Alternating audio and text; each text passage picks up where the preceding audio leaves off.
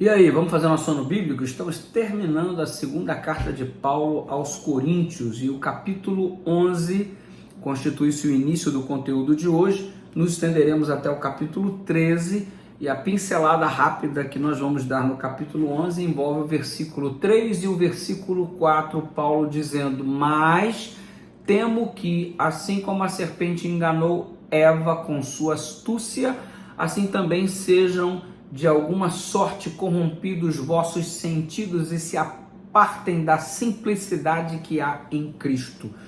Gente, essa palavra aqui é chave para a vida cristã, ela se chama simplicidade.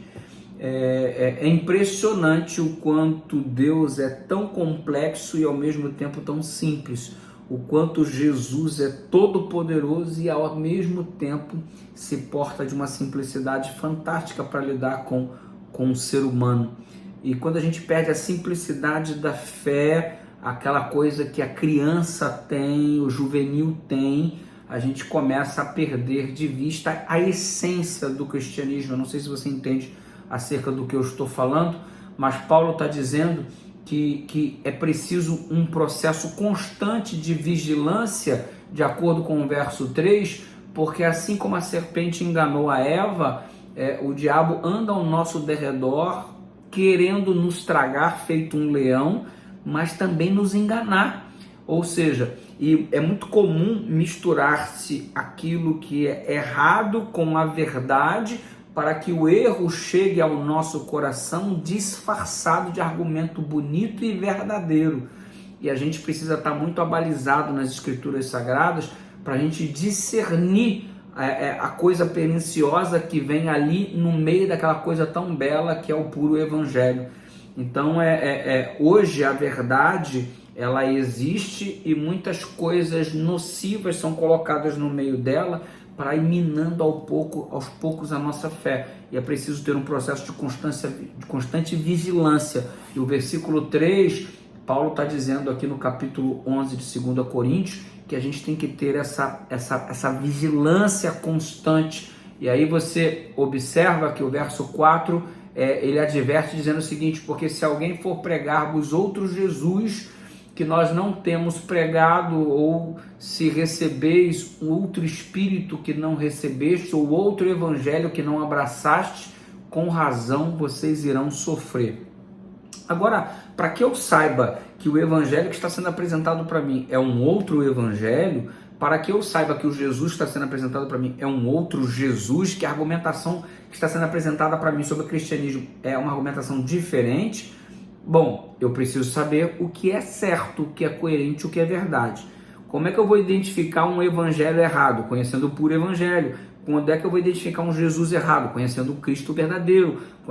Enfim, eu preciso devorar a palavra para que eu esteja vacinado e automaticamente o Espírito Santo me faça refletir: opa, isso aí está errado, diferente do que a palavra diz.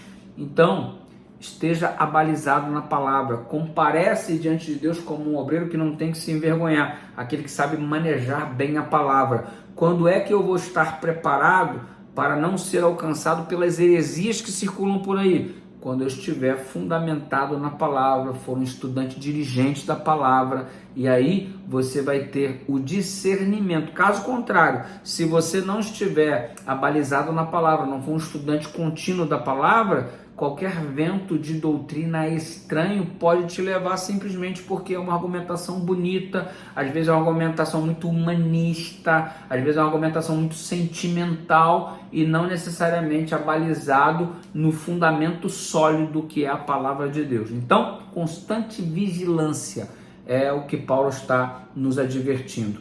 Aí você dá um pulo no capítulo 12, que é o penúltimo capítulo, e a gente dá um pulinho aqui no versículo 7 em diante, e Paulo dando testemunho acerca de si mesmo, para que eu não me exaltasse pela excelência das revelações, porque ele recebeu muitos privilégios espirituais.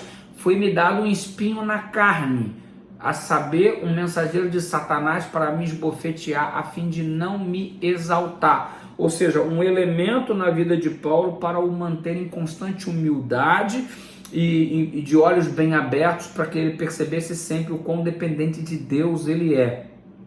E Paulo tinha um constante problema, que o remetia sempre à sua dependência da pessoa de Deus. Muitos estudiosos utilizam a descrição desse espinho da carne como sendo um problema na vista de Paulo, e diversas vezes, Paulo clamou ao Senhor para se ver livre desse espinho na carne, se ver livre deste mal. Você observa aqui no verso 8, veja bem, do qual 3 vezes orei ao Senhor para que desviasse de mim que esse problema que eu tenho, provavelmente o problema de visão. E aí Deus respondeu para ele no verso 9, a minha graça te basta, porque o meu poder se aperfeiçoa na fraqueza. Enfim, se sua vida for um mar de rosa, você vai achar que você é bom demais, vai viver um processo de independência e autonomia até, e aí este envolvimento tão intenso que nós temos, Paulo, vai deixar de existir. É bom que tenha alguma coisa te lembrando que nós precisamos estar sempre vinculados um ao outro. E Paulo lidava com esse espinho na carne, obtendo de Deus a resposta, a minha graça te basta.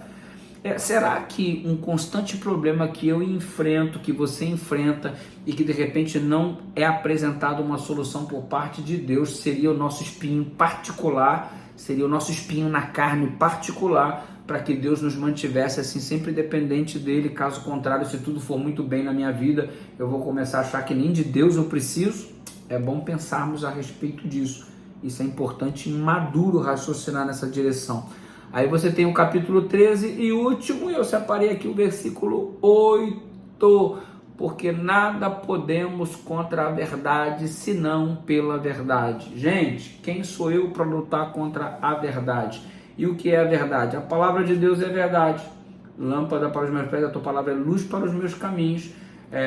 Jesus falou, examinai as escrituras, porque vais cuidar das da vida eterna, e são elas que testificam de mim. Santifica-os na tua palavra, disse ele. A tua palavra, a minha palavra é a verdade. Ou seja, não tem como lutar contra a verdade, que a verdade prevalece sempre. O próprio Cristo é a verdade. Eu sou o caminho, a verdade e a vida.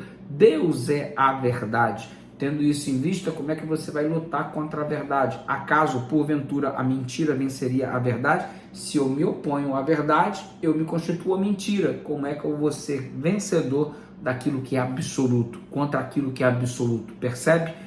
Deus é a verdade, Jesus é a verdade, a palavra é a verdade. Porque nada podemos contra a verdade, porque a verdade prevalecerá. Sabe por que a verdade prevalecerá? Porque a verdade é Deus.